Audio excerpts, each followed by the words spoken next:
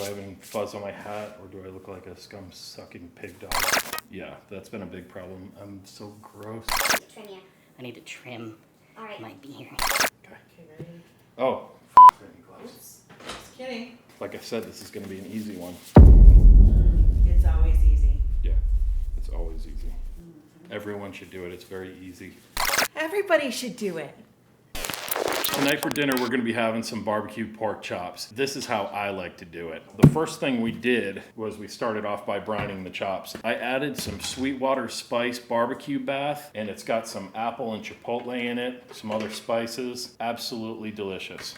And I've had it sitting for about an hour to an hour and a half in here. And these are some awesome center cut pork chops that I got from the butcher earlier today. I'm gonna be pulling these out of here and just dabbing them off on these paper towels. We got 6 nice big healthy pork chops. So this Sweetwater Spice does a great job of putting some great flavor into the meat. Each one of these chops is about an inch thick, and they're perfect for barbecuing. So I'm just gonna take some paper towels and blot them off. No biggie. I'm not gonna get them totally dry because we're just gonna add some rub right to this one. This is a little weak, huh? Look at that. Great quality pork though. Local pork. Local pork. Gotta get you some of that local pork. All right. Shop local. Yeah, just drying these babies off, setting them aside. You can see some of the spices that stuck to it there. Now we're at the stage where we're gonna be adding a little bit of rub. Like I said, we had these brining, so we're not gonna add any binders. You can put some oil or some mustard on this, but I don't think it needs it for a nice quick cook like pork chops. I'm adding a little bit of this Holy Gospel rub. It's got those nice spices, a little bit of salt in there. And I'm not going super crazy with this one. This is my base layer. Getting to the end of this container, we're gonna have to buy some more. And second layer, just like with our burnt ends, we're doing this awesome honey hog barbecue from Meat Church. I love this stuff on chops. This one I'm putting on a little bit heavier, as you can see. But this is a lighter rub, the honey hog. It's gonna soak in super quick. Look at how fast that is. Soaks in super quick and permeates into the meat. Super quick. It's a lighter rub, sweeter, very good. Just a little, hey, how you doing? I'm gonna put just a little bit of the Holy Gospel on the sides, and you can use any rub for this. Go ahead and add salt, pepper, and garlic if you want. Any rub at all. We wanna do barbecue chops tonight, so we're doing this combination. You can add your favorite rub. Try something homemade. Maybe we'll do that next time. Make a little homemade rub. Homemade rub. You're like my Flavor Flav. You're my hype man. Yeah. Yeah, boy. Cook them chops. Get it, boy. No. No. No. Stand by. We're out of Holy Gospel. So in times of crises, like running out of rub, even though I went to the barbecue store today, we always have extra rub on hand. This is the Yardbird Rub by Plowboys Barbecue. And I'm just gonna do the same thing. It's very similar. This one's a little bit saltier, so you'll see me going just a little bit lighter on this one. And you can see I don't do the honey hog on the sides, it's all good.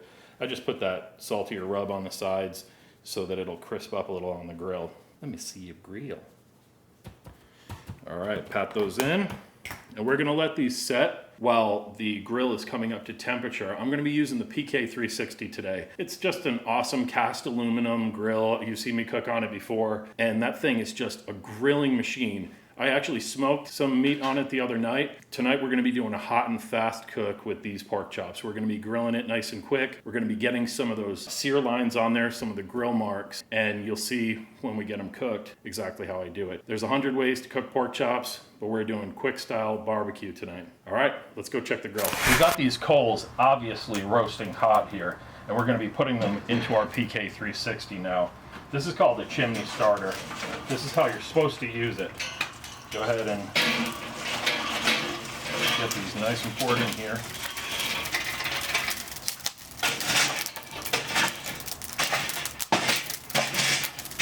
You don't want to touch these with your bare hand, that's for sure. So we got a nice coal bed in there. As you can see, I didn't use a ton of coal in here. Normally I'd lay down a bed of coal if I was going to be cooking for a long time.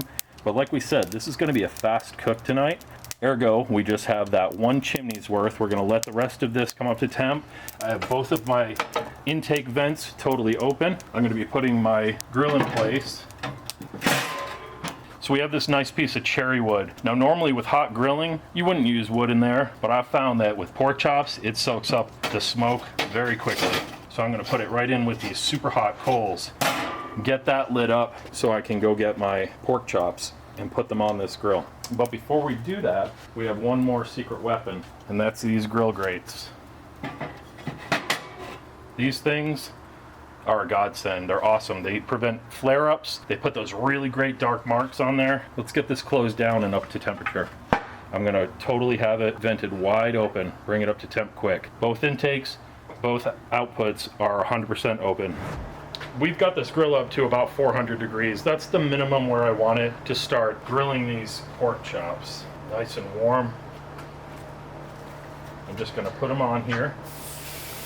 Hear that sizzle. I'll give them a little push down. I'm going to put the big fatties in the hottest part of the grill.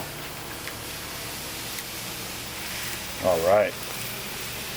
Now we're going to give these each 2.5 minutes on this side, and we're going to do a twist. Set a timer for 2 minutes. Okay. All right, it's been about 2.5 minutes. We're going to give each one of these a twist. We're going to get right under here, pull it up, and twist them. And you can put diamond marks, if you put them like that. Give them a nice little push down. You can give them squares if you turn them completely 90 degrees. So you can do the 45 or the 90. And doing the top as diamond pattern and the bottom as the squares.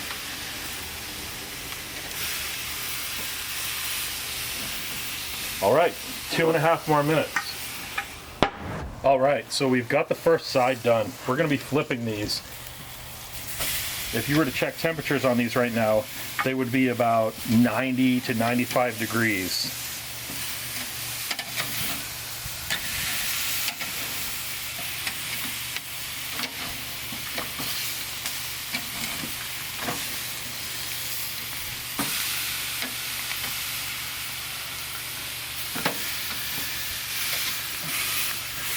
And you can see the difference between the hatch pattern and the 45-degree angle one. These are the 90s, the 45s, pretty cool. We're gonna close it down for another 2.5, and then we're gonna check temperatures. 3, 2, 1. Ding-a-ding-a-ding-a-ding-a-ding-a-ding. All right, so it's been another 2.5 minutes, and we are going to give these their last twist and check the temperatures.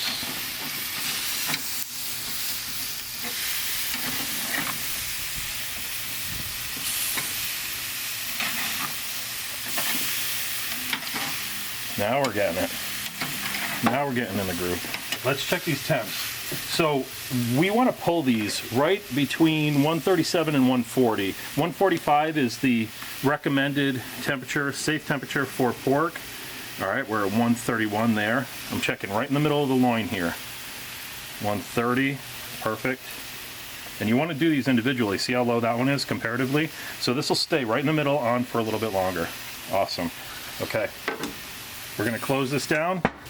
Okay, these are getting about done. They're at 135, and I'm going to be adding some barbecue sauce here. That was a bit much to the 3 that are there. And I'm going to go ahead and spread that around.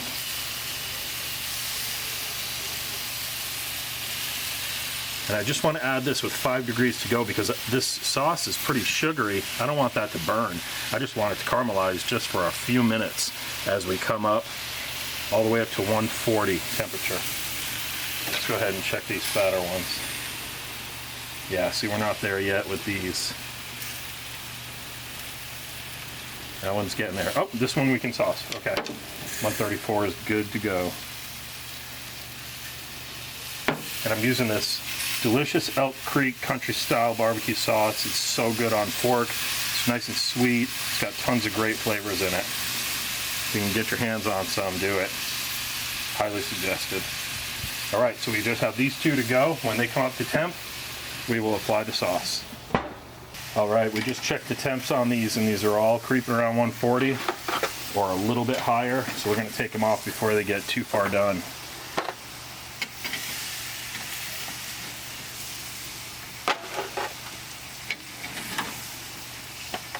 This big fatty still has a few seconds left on it.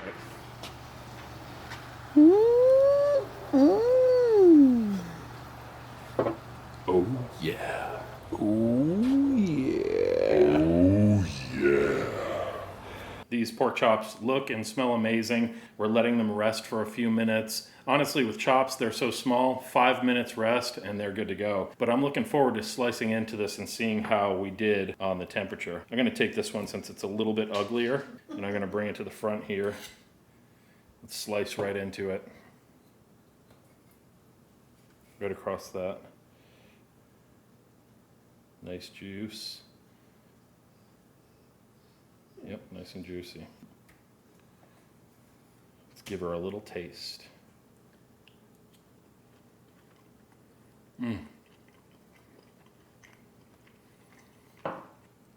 The quality of these pork chops is fantastic. The flavor from everything from that brine that we had it in, to the meat church rubs that we put on it, all the way to the light layering of the barbecue sauce on it, give this such a good flavor. The char marks, you can really taste those. Those are the best little bits, the little parts like here.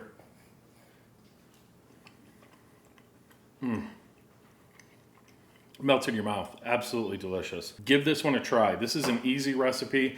Anyone with a grill can do it. If you have a $100 grill from Walmart, you can do this recipe on it super easy. Just get those coals going. Make sure that it's at least up over 400 degrees. You want to be more in the 500 to 600 degree range to really get the nice sear marks. Make sure that you're checking the temperature once you do that flip and the first twist. You don't want these to go too long. They'll toughen up. So make sure once they rest, they're at 145 degrees. Definitely try this out. Super easy. We're doing this on a weeknight. We're gonna have some potatoes and some broccoli with it, and we're ready to rock. So give this one a try and check it out.